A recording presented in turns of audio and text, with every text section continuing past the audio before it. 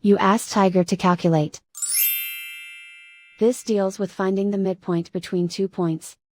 The midpoint between the 2 points is 29.5, negative 95.5. Let's solve it step by step. Plot the 2 points and calculate the midpoint using the formula.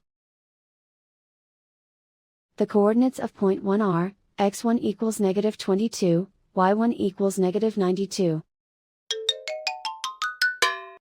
The coordinates of point 2 are, x2 equals 81, y2 equals negative 99.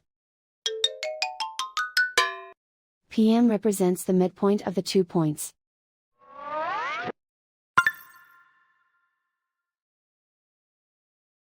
Use the x values in the midpoint formula to find the midpoints x. x1 equals negative 22. x2 equals 81. Simplify the arithmetic.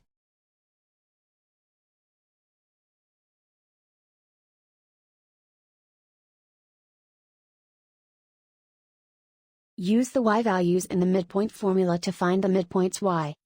y1 equals negative 92. y2 equals negative 99. Simplify the arithmetic.